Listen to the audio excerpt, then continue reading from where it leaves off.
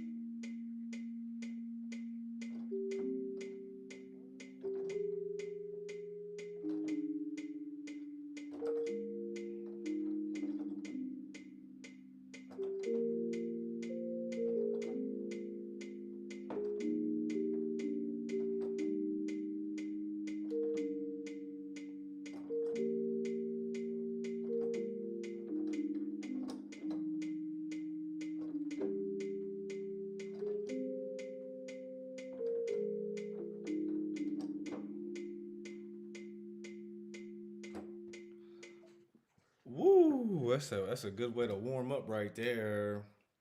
I ain't gonna lie to you, I got a stomach ache. I think I ate too much today. You ever feel like you just eat too much? You just like, I just did too much. I did too much. I did too much at the table. Oh my gosh. My stomach is on a different type of time right now. It's not pleasant. It is not pleasant.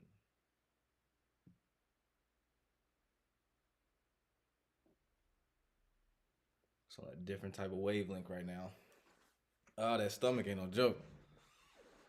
Ah, that's some of the worst pain ever. If your stomach's hurting, that's some of the worst pain ever. But the actual worst pain ever is if your spine is hurt. Like my spine is hurt. Like what you just saw, like when I start doing all that, that's my spine. And there's not much I can do about it other than stretch, exercise, and let it release. It's been doing this for years now.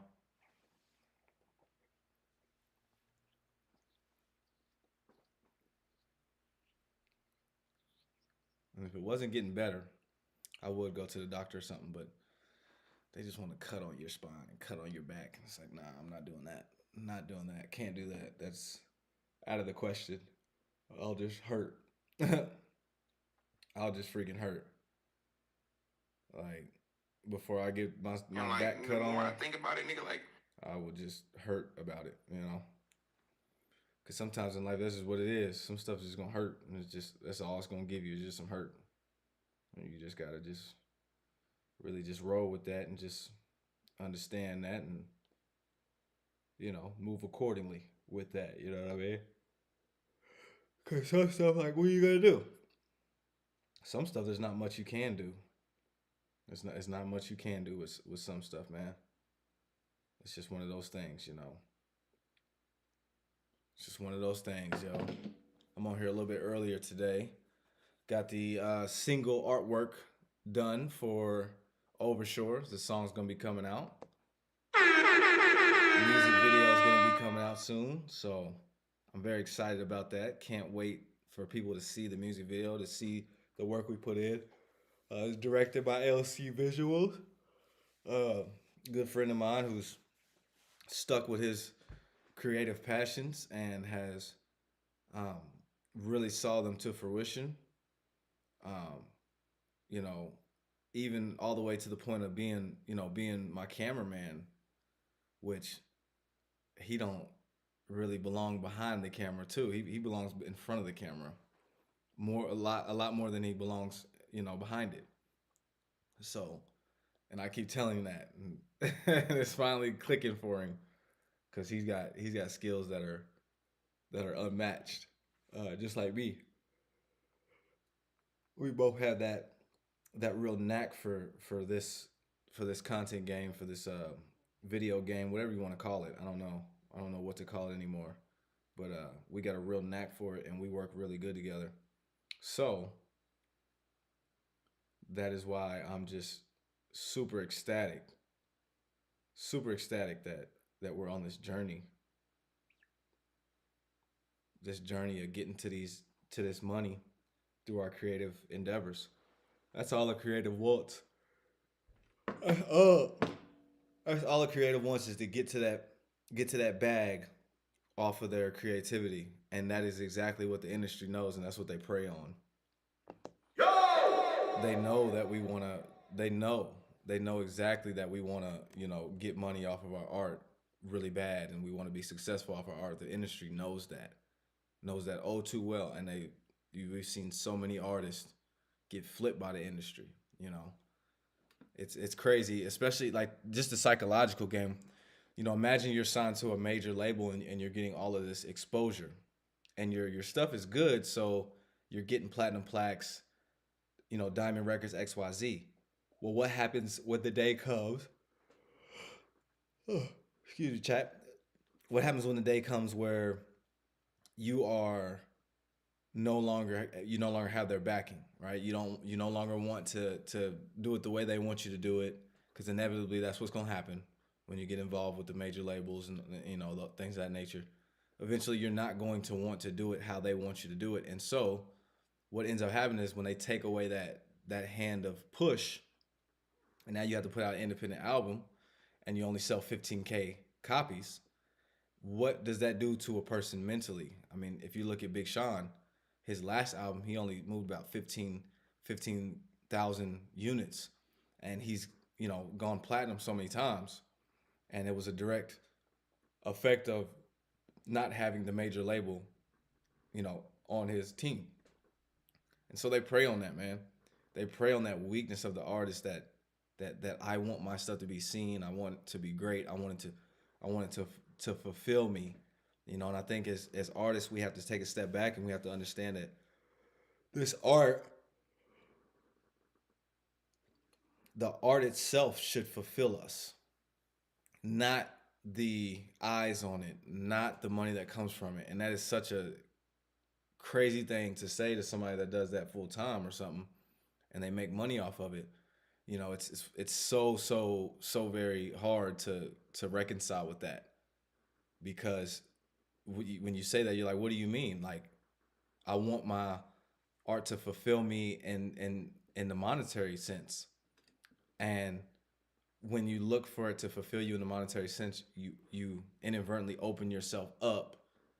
You open yourself up to these different corporations and entities who will prey on that, and who will seek after that, and who will really prey on your pride, prey on your greed, and your wantingness to do more and more and more, right? And that's where we get, most artists, that's where we get caught up, is the greed. And that's humans in general. We get caught up in the greed, and the greed of wanting more and more and more. And not just more, I want it to be like it was last time and even more, which I guess is more. What? My damn button's messed up? Okay. Damn. Okay, you playing that right now. We're gonna have to see about that, Bubba. Ho-ho! I used to do that for my daughter. She do the Mickey Mouse voice. Ho-ho! Mickey Mouse Clubhouse. I can do the Mickey Mouse hard. Ho-ho! We're going to the clubhouse, and we're going to see what Minnie's doing. Ho-ho! Mickey Mouse Clubhouse. I used to do that for my daughter all the time. She would laugh so hard. One time when I did, she looked at me like, she was like little baby, 1.5 years old. And I said, ho-ho, Mickey Mouse Clubhouse. Let's go see what Pluto's doing.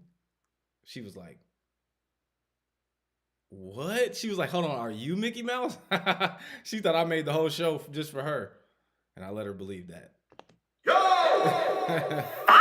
I let her believe that, because what dad wouldn't? Yeah, I made the Mickey Mouse show for you, baby. Ho ho! Mickey Mouse Clubhouse. We're going on a trip. We're gonna see what Pluto's doing. What's Minnie doing? Oh, Goofy. Yeah, I got that down. I got the hey, call me up, Disney. You need a voiceover, I got you. I do the Mickey Mouse. Oh, Mickey Mouse Clubhouse. Muscatel.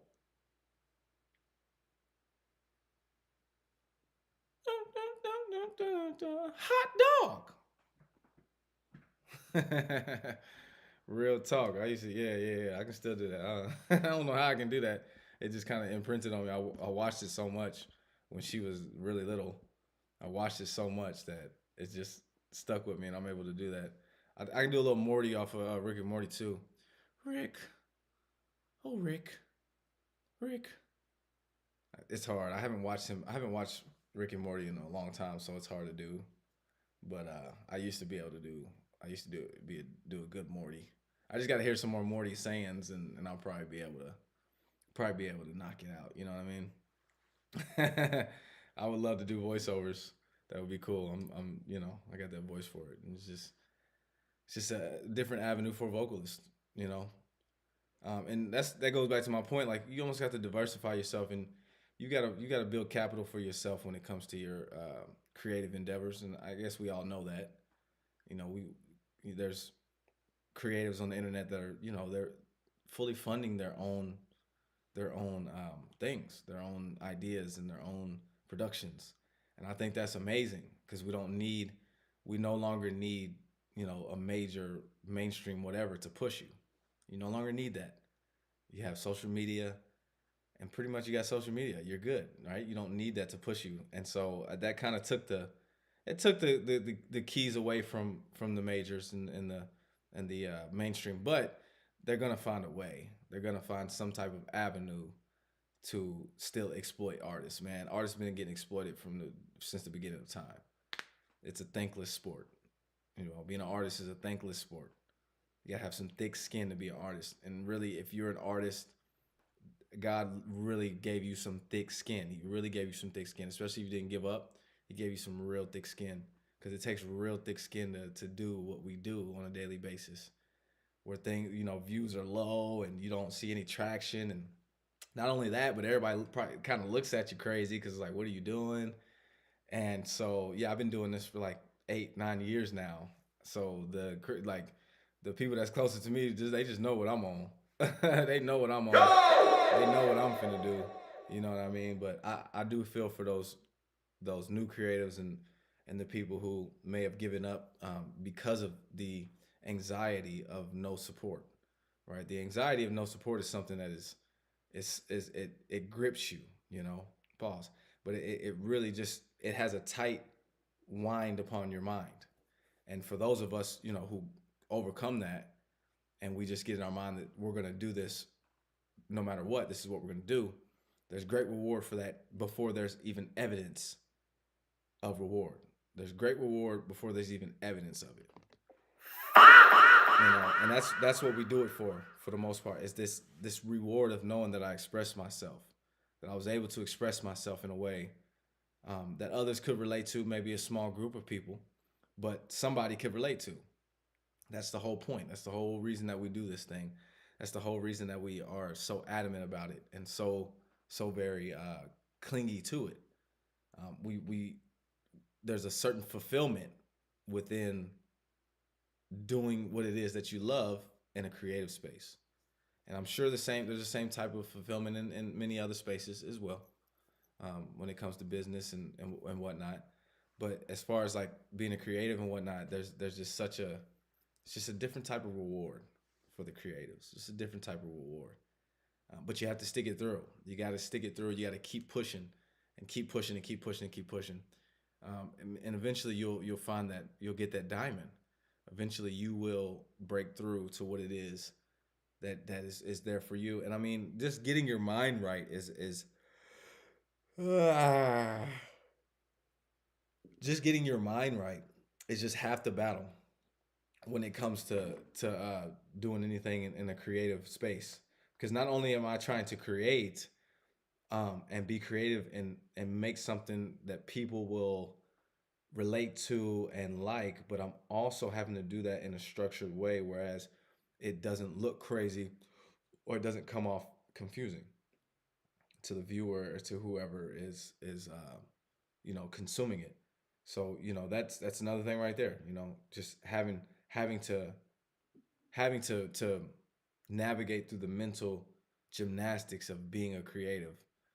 It gets exhausting to a lot of people really quickly, and I think the best way to for me the best way to look at it is the fact that you're not alone, and there's many other creatives out there that are all pushing and trying to do what it is that they love to do, and they want people to see it too. So they share that mindset, and I think too much so in history, creatives are pitted against each other, and that's just detrimental because there's so much power in every creative when they're pitted against each other.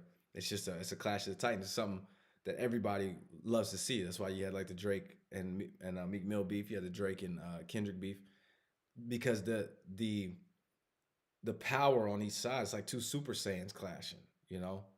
Two just Kamehamehas, boom in the middle. You know what I mean? And the energy force off of it is so immense that it is highly highly sought after. Like it's a highly sought after substance of the universe, the creative energy. And if you can pit two really really good creatives against one another, that clash is going to produce an energy that can be fed off of. And we see it all the time. We've seen it forever. I mean, look at Biggie and Pac. You know how much energy was fed off of from that? Like there was so much energy that was fed off of from that because these two creatives were able to be pitted against each other. And the one thing that the industry don't want and the system doesn't want is for creatives to come together for a purpose and point that energy in the direction of change, in the direction of positive change. They don't want that. They do not want that. That's why you see so many rappers and artists, passing away. And it's usually after they, decide that they're not going to be, working for the system. But unfortunately, that's, how you get on is how you get off, right? The same rope you climb up on is the same one that they'll hang you with. And that's what happens to most creatives in this day and age. We've seen it so many times. And what I see too is the rawest creative energy comes from the young. That raw creative energy. So that's why they had us brainwashed thinking that we were supposed to be on at 18, 17, 18. That we were supposed to be on and like have millions of dollars and everybody watching us and our music being streamed or art being seen. They had us brainwashed that was the that was the that was the bar. Like if you passed that age, a certain age, and you didn't get on, then it's too late. But really, it's just a ploy to harness the energy of the young creative because that energy is potent. But like anything young, like a rattlesnake, you'd rather get bitten by a full grown rattlesnake opposed to a baby rattlesnake because a full grown rattlesnake will only inject you with so much venom, right? But a baby rattlesnake has no clue about how to turn it off. So they're gonna empty the clip on you, and you're gonna die. Like they're gonna empty it on you, and there's no coming back from that. Where an adult rattlesnake knows that it needs to recharge its energy, that it can only use so much because it might need some down the road. It's the same thing with creatives. The young creatives, the 17, 16, 17, 18-year-old creatives, when they don't have any development, when they don't have anybody in their corner to coach them along, somebody positive, a good role model to coach them along, they're just letting off their venom, all of it at once, all the time. And so they end up being depleted and used up. And that's why we see the Lil Pumps, Lil Xans, Lil Peep, rest in peace, XXX, rest in peace. They get used up so quickly, but they were meteoric, Juice World, rest in peace. Meteoric talents, but it was that young raw energy, uncontrolled, that ended up being their demise. And that is what the system loves. It loves to just eat off of that because it can then, the system's old enough to know that it can take that young energy, capsulize it, get rid of the source, take that piece of energy and feed off of that for however long. We see it all the time. People's music goes up when they pass away. Their music gets bigger and they become bigger, a bigger artist. They're people streaming it, and it's that energy. It's all a ploy for the energy of the young creative. And then when you get to a mature spot, it's then a ploy to try to get you to pit against another seasoned creative because the two combined is going to be like the equal to the young creative, but even more because it's controlled. So we've all seen those videos of two silverback gorillas full grown going at it. That's a clash of titans. Something to watch. Like who's not gonna watch if two gorillas, two silverbacks is, getting to it, or two big lions, two pride leaders going at it. Who doesn't watch that? Who doesn't want to see that? I mean, we watch Kong versus Godzilla, right? These titans, that is, it's the same concept all the way down to the bottom. It's the same concept, and it's so much more so in the creative space because creative energy is something that is just untapped in the universe. It's something that you can't really create. You can't create creative energy because creative energy is what creates, right? So you can't create that. It's just here. All you can do is harness it, try to bottle it up. It's like water. You can't really harness water. You can't go and tame the whole ocean, right? You can't go tame the ocean. You can't get it in a container. There's no way you're gonna get the whole ocean in a container. You know what I mean? But you can get a water bottle. And what can you do with those water bottles? You can sell those water bottles off. You can package more of it. You can go to that source of ocean, and I'm not saying that we put ocean water bottle. I'm just saying the analogy. You go to that source of that big mass of energy, which would be the ocean, and you bottle it up and you sell it off individually.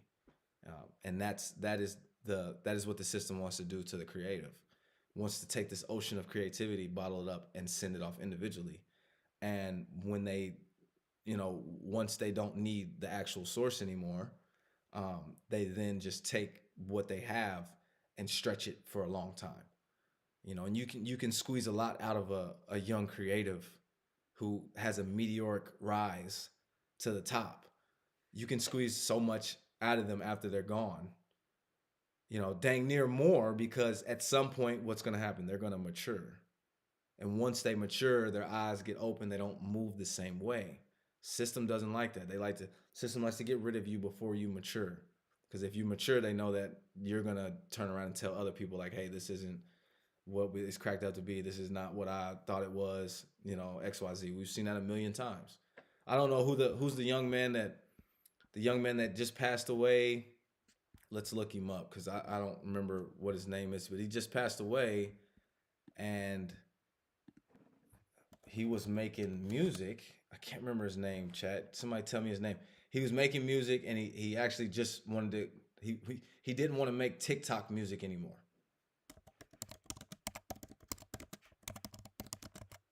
What's his name? I didn't listen to him or anything. There we go. Oliver Tree. So Oliver Tree, this guy here, it's no coincidence at all that young Oliver, it's no coincidence at all that young Oliver here passes away at 32. Look at the maturity level, right? He was past that young raw energy, right? So what did I say? The system doesn't like for you to mature, because now you're like a full-grown rattlesnake that knows that I can strike at will, and I can use only the amount of venom that I want to use at a time. And I think that's what ended up happening with him. He ended up, young Oliver, he ended up basically doing the same analogy. One second. Young Oliver basically ended up doing the same analogy that I was just talking about. He grew to maturity in his mature musician stage, in his mature artistry, 32. He grew to maturity. Oh man, I can't even see that. I can't even see the chat. I'm gonna go to my phone. Hold on, guys. But he grew to maturity. Young Oliver grew to maturity. And what happened? He started to voice to his label that he did not want to make TikTok music anymore. He didn't want to do that anymore. Okay? And so from there, what happens? He mysteriously passes away. Okay? And whoever chatted that, if you could chat it again, I think I just had the notifications off. But he gets to his maturity, and he ends up passing away. Why is that a coincidence? No, because they didn't want for him to harness his energy. They didn't want for him to harness his energy and use it how he wanted to.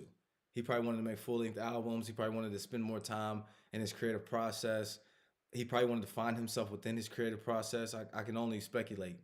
He probably wanted to really, dive deeper into this, because he had a meteoric rise, and he was doing really good, and he had TikTok songs, which are great. I'm not mad at anybody that has TikTok songs, but he wanted something more. And a lot of us in our immaturity, we look at it and say, well, what more could you want? You have all of this and all of that. What more could you want? Well, obviously there was something more that he wanted. Obviously. So, it just goes to show us that we really have to, we really got to keep an eye on that.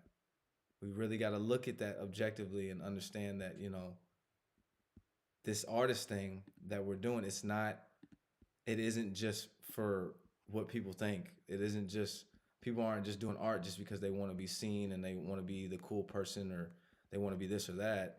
No, they're doing art because they love it, and they truly, you have this energy as an artist. You have this energy, and the only thing you want to do is figure out how to use it. you want to figure out how to use it bad, you know? And in a lot of people's cases, they get caught up before they figure out how to use that energy, and it ends up being detrimental. Um, and I just hate that. I hate that. But we got to move. We definitely got to move smarter now. We've got to move much smarter now when it comes to being an artist. We've got to know our rights. We've got to know, what can be done to us, what can't be done to us. We got to know what's legal. We shouldn't be signing no contracts without no lawyer present. And honestly, you need to vet your lawyers too, because that's how they got Michael Jackson. His lawyers was working against him. He's supposed to get his master's back in 1999. He doesn't get him back to 2009 because something in the contract said, no, 2009. Like they held their rights or something. So you mean to tell me this man was planning his whole life and career around getting his master's back in 1999? And that's a big thing for an artist, getting your master's back. He only sold him off to get that stake in Sony. So he became like the biggest music mogul like ever. But those masters, they mean something, If they didn't mean something, he wouldn't have spent $90 million to go get the Beatles and Elvis and all their masters, So it's just a thought. It's just something that we really have to pay attention to. We can't turn a blind eye to it just because they flash a lot of money in our face, A lot of times it goes back to the young thing. You flash a lot of money in a youngin's face, they're not understanding exactly what this money means. There's always an energy and a frequency attached to the money that's coming. Always. Always. That's why having an honest, nice 9-to-5 job is nothing wrong with it. Because it's honest frequency coming with it. Right? From the work that you're doing. I'm not saying that the company you work for is honest. And, we got a lot of big companies that are not honest, whatever. But we work for them, because we're trying to make our wage and feed our families.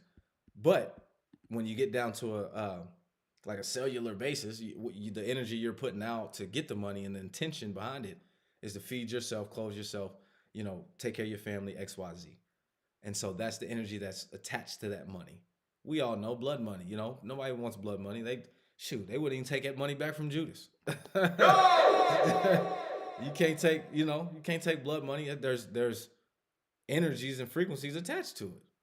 That once you take it and have it in your possession and you accept it, that energy now attaches to you, kind of like in Spider-Man 3, the symbiote that got on Spider-Man, the black, he had to accept it. He ran from it for a while and then he accepted it. Once you accept it, boom, now you're complicit. And what the way the universe is set up, complicit, it doesn't matter if you know explicitly. It doesn't matter. If you agree with it, then you're down with it. So, but intentions do matter. Intentions do matter. So your intentions are what make you culpable or not. And that's on a frequency basis. That's not something that you can really see. I mean, you can see somebody's intentions long enough, their intentions will come out, but you can't automatically see their intentions sometimes with the actions that they're taking. So it might be confusing to you, but their intentions behind it matter because that's the frequency that's going to bounce back to them in the end. So we all see when somebody's downfall or whatever, well, that was the frequency that was put out, and that's how this thing works. You got to learn how to poke and prod the universe to get what you want. You got to learn how to push the buttons. Boop, boop, boop. You got to learn how to push them buttons to get what you want. We all, and the sad part about it is we all are born knowing how to get exactly what we want from the universe, but there's something about this physical and the system set up in it that it dulls that, and then we go to different avenues thinking that we got to go to different avenues to get XYZ when really it's like we already have it. It's already inside of us, And so it's a remembering game of remembering exactly how to poke and prod the universe to get what you want. No, I don't want no AI viewers, Stream Boo. Get away from me, Stream Boo. That's bot activity. And if you're using chat bots on your stream, you're a bot, and that frequency is gonna come back to you. I'm telling you, that's the type that they look for. Is them people that just want to be seen so bad that they'll use chat bots to You know what I mean? To make it look like they got more viewers and whatnot. So I already know what this is about. I already know. I'm not complicit with that. I'm not complicit with that at all. We do this thing organically. We do this organically. We're creative, and people will gravitate to our creativeness, even if it is 10 people, 2 people, 3 people. People will gravitate to our creativeness. There's no reason to use chat bots. There's no reason to fake followers. There's no reason to do any of those things. Any of those things. No reason. You have an energy field that you can push out into the airwaves, and those that gather around you are those that are supposed to be around you because of the energy field that you put out. And those that are not around you, it's because of that energy field that you put out. It doesn't match up with their energy field. And that's okay. Everybody has to find their balanced energy field and find their people, or let their people find them, and that's a bar. So yeah, I feel for Mr. Oliver, young Oliver. That was his name, right? Let me make sure.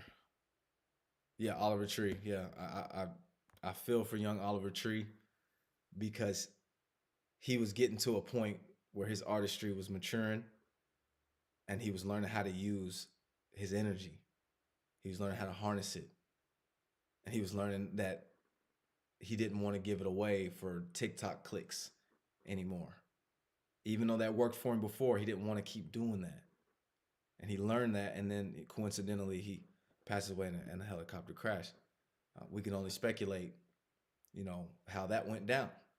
But it's always just a big coincidence that people break from their major labels, want to do something completely different, and then something ends up happening to them. It's not fair. It's not fair. It's just not fair. It's not cool. But we can protect ourselves. We really can. And that comes through protecting yourself. Looks like sitting in silence and meditating.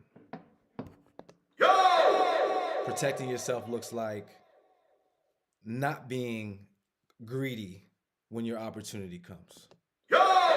Protecting yourself looks like understanding what frequency is coming with the money that is offered to you. Protecting yourself looks like saying no. And protecting yourself is being the older, mature creative that can guide a young creative, even if you didn't reach the goals that you wanted to in your creative career. You can still help that young rattlesnake learn how to use his venom or her venom. You can still do it. What's up, my brother? Good to see you, man. I knew you was gonna be here. I tried to get on her early for you, man. I was like, I want to get on her early. I didn't realize you were on the West Coast. So you're 4 hours behind me. I'm in Indiana, so I didn't realize that. So yeah, no problem, bro. 100%. Glad to see you, man. You're like the first person that I ever met that owns their own data center. So shout out to that. I mean, my frequency and energy field must be doing something, cause that's a big thing, dude. That's really awesome. Still on about the data center, right? Hey, bro. Bro, you own a data center, bro. Like that is not a small thing, bro. Like I hope you know that. I'm from the Midwest, man. Like I don't know anybody that owns a data center. They're like stepping on our necks to put data centers in our communities and stuff. So to meet somebody online that has a data center, a small data center, to have perspective on the data centers is really cool, bro. So I commend you for being one of the good guys in the data center race. One of the good guys. Appreciate you, man. Yeah, high up in the north in the snow. Yeah, that's a good point. Not in the neighborhoods. Yeah, man, we got one over here in Louisville, Kentucky, and in Indiana, right across the water in southern Indiana. They got, so on both sides of what I like to call the bowl, because we're in a bowl in the Ohio River, um, or the deserts. Yeah, honestly, yeah, right. That would make sense. That would make a lot of sense. Um, why do you think that they want to put them? Um, why do you think they want to put them so close to communities? What's the ploy with putting data centers in communities? That confuses me a little bit.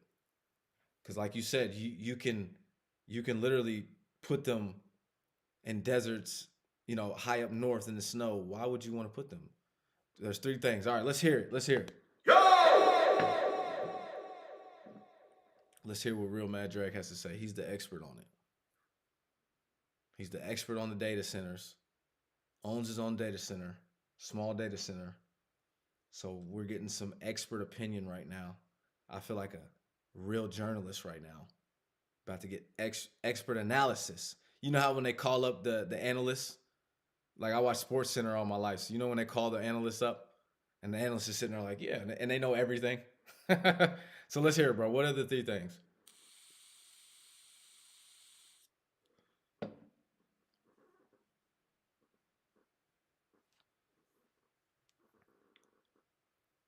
My one thing I think is mind control.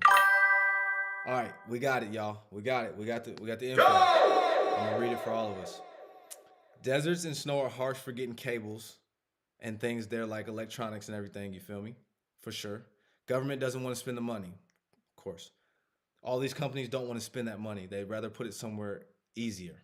So simple, cut and plain. So anybody in the southern Indiana area, the Kentuckiana area, the reason that the data centers are going so close to home is because, like the expert here says, Real Mad Drag that has a small data center, he's saying it's because the companies and the government don't want to pay the money to run the wires and run all the infrastructure from the far out places to the community places. So that's why we see data centers popping up left and right in cities. It's like a it's like a one-way ticket to Wally when you think about it. So the infrastructure in general, yeah.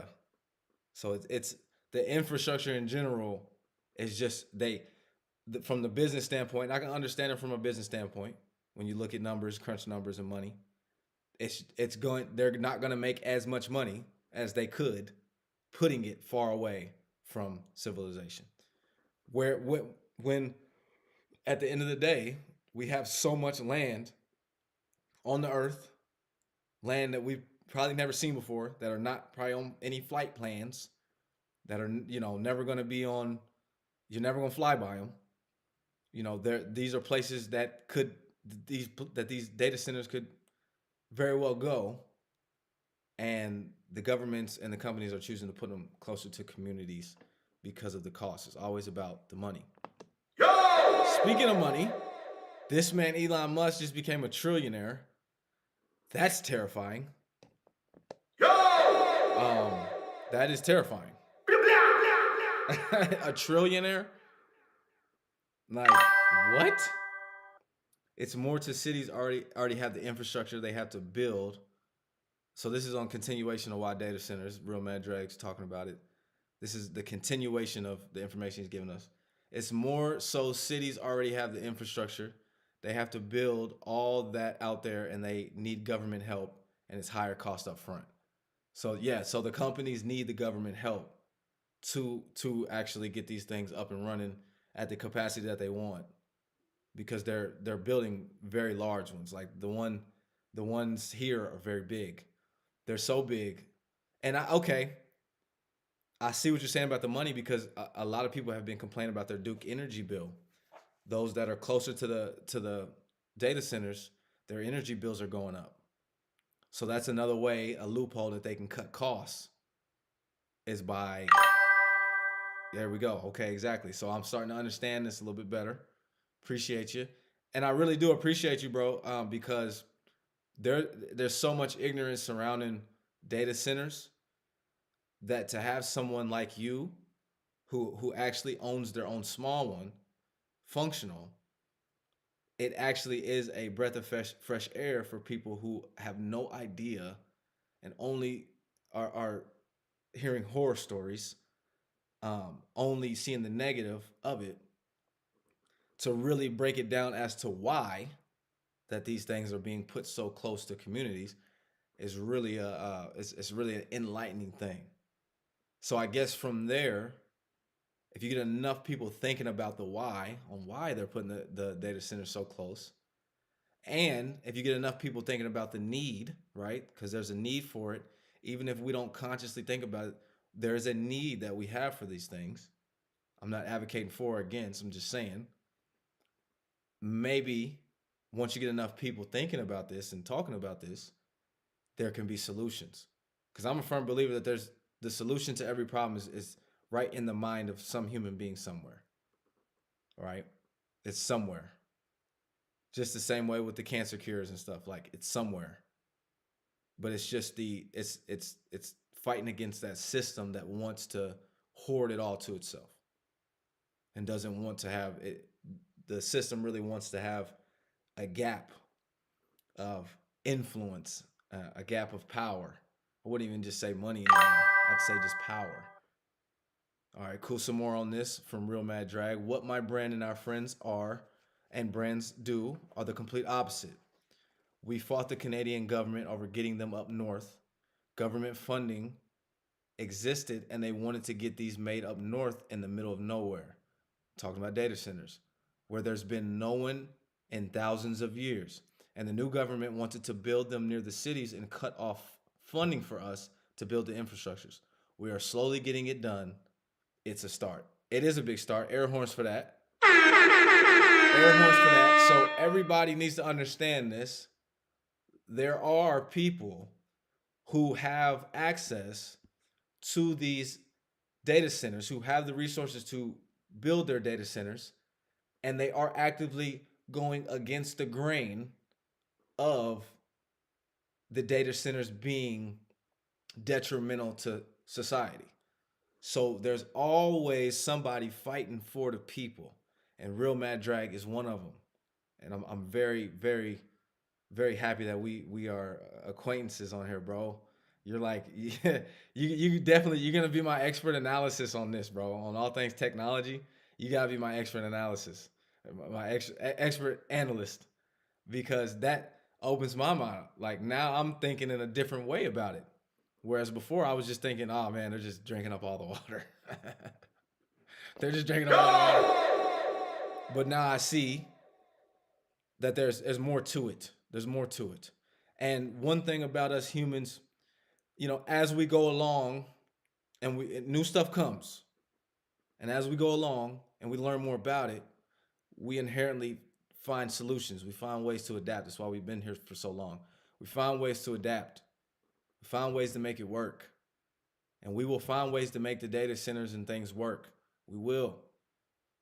Just how Real Mad Drag said here, they fought the Canadian government. They're fighting the Canadian government to put them further out in places that haven't been inhabited for thousands of years. Smart move. All right, some more here from the expert analysis, Real Mad Drag, expert analyst. AI isn't an issue; it's a tool. Search engine like Google exists. AI is extremely efficient. Like ARM chips are crazy efficient. The way companies are tracking AI right now is just cheap, and that's where the issue is. So we need more regulation on this, and I've heard that before as well. How they're tackling. Oh, okay, I'm sorry. And how and the way companies are tackling AI right now is just cheap, and that's where the issue is. So their companies are taking the cheap route in the AI endeavor. They're taking the cheap route now because this is new. It's new. So anything that's new, I know, like when it comes to stocks and things of that nature, when it's new and you get in early, it's cheaper and you make more money until the regulations come in, until more people get involved. Because it's all about human psychology and how we get involved with it. And once you get enough people involved, enough humans involved, the human survival instinct kicks in, and we find ways to make this thing work so that it doesn't turn into a society like WALL-E. You know what I mean? So that's good information, brother. I appreciate you. I really do appreciate you. This is something that, like, I might clip this whole thing and just put it on YouTube, just so people can understand. Because you don't know how many people, and you probably do, being in the area you are. Yes, sir. We'll see you. We'll see you, brother. That is our expert analyst, Real Mad Drag, teaching us about the infrastructure of the data centers, um, where they should be, why they aren't, and how we can move towards getting them where they need to be. Because, like I said, we have people fighting against the governments, trying to move the data centers further out so that they're not infringing upon society in the way that they are. But, like he said, it's an issue because the companies are taking the cheap route, because the cheap route exists. And anytime the cheap route exists, the companies are going to take it. The governments are going to take it. And that is the sad part about business. You as a business person, you really always want to take the uh, the path of least resistance. The path of least resistance. And so that is, wow. That's good. That is good. We learned some stuff here. Um, that's why I love my stream, because we're gonna learn some stuff. We're gonna laugh, have fun, um, joke around, all types of stuff. You know, you never know which Damon you're gonna get. You never know which D streams you're gonna get on the week. The weekday streams are much milder. The weekend streams get a little wild. They get a little wild a little bit. But yes, that's good information, and yeah, very thankful for my brother, Real Mad Drag, on that. So honestly, with that being said, I'm going to go ahead and wrap it up, because at the end of the day, I think we got what we needed here. Um, I've hit my time, and I hope that you had a good time, and I hope that you learned something and are able to take something home with you on this. So